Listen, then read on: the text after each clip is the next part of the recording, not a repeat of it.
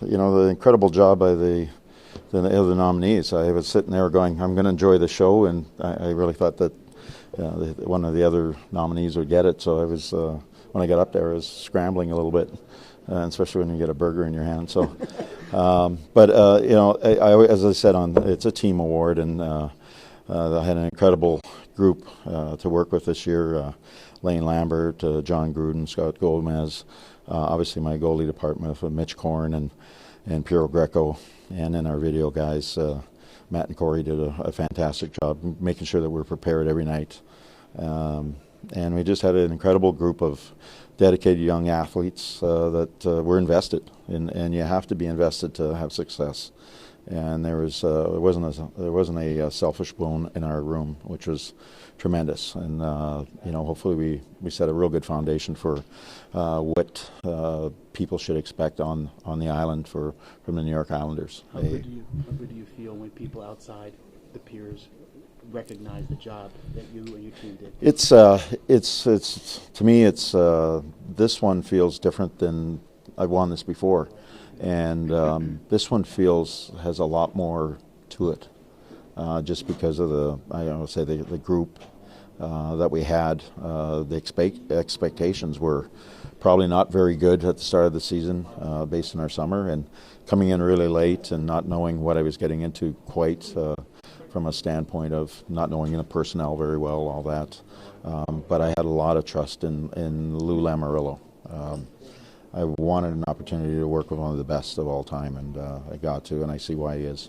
Coach, when did you realize, speaking of the offseason and the expectations sort of not being there, when did you personally realize that you had a special team and what it could do? You started seeing it in training camp, but you didn't know you had to play real games. And I would say it was probably between the 20 and 30 game mark. We had we headed out west. I think it was in Colorado, Dallas. We had a western trip where we were going out there, and we were playing okay, but weren't playing great. And we went out there against Colorado. They were rolling at the time, scoring a lot of goals, and we shut them right down. And we went into Dallas, did the same thing, and it sort of galvanized our belief in what we were doing, and we started rolling from there, and we rattled off quite a few wins. So that was probably middle of November, end of November to Christmas time, that we felt like we were headed in the right direction, and it was going to be sustainable. And you knew it was going to be sustainable because we had real good leadership. We had guys that had a lot of pride, night in and night out.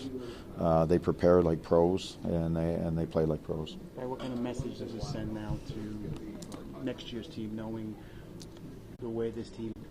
Well, I think it sends one of the things when you try to, I don't know, change a culture, but build a culture. I would probably say is a better way to build a culture. That a winning culture is that you have to start somewhere, and having the belief in setting a foundation, which we did. It just like I was trying to say about the coaching is so great in the league now that a lot of the older coaches want to give back a little bit and pass on. That's why there's so many good coaches. The information's out there, all that. So that the information out of this team that we had last year, returning players, they have the information. They have the knowledge of what we want to do and what the standard is. And hopefully that's the teaching tool that you have organizationally to be a winning organization for a long time. How emotional was Robin's speech for you? Very. There was a camera. I didn't know if it was on me or not, but I was sitting, sort of behind Robin, and it's very fulfilling because I know the struggles I've had in numerous players, and I've had it in my own family, where players have had these struggles, and it's playing hockey is the easy part. It's the other stuff, the life stuff, that's really, really hard. So I was really, really, happy for Robin because he got a lot of things that he was starting to lose in his life, the important things, and he got them back. And he knows that he doesn't have them back forever unless he keeps working hard at doing what he's doing to maintain that level of happiness and discipline that he has to have.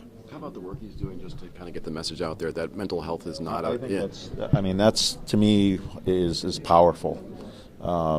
when he came out at training camp, a lot of people were, that awe moment of, should he say that? And no, I think it's a sign of strength, as he said, and we talked about that before he even came to the Islanders, that he can change people's lives, because there's other players in the league, there's other people in society who know who he is. It's documented his struggles, that he can give a little bit of normalcy to their lives, where they can say, you know what, I'm no different than Robin Lehner. Maybe I can, I should look at my illness a little differently and get the help that I need and be okay with it. And I think that's when we talk about inclusion, we need inclusion. I have a special needs son. You need inclusion. You need inclusion with people understanding mental health, and that's a great platform he has.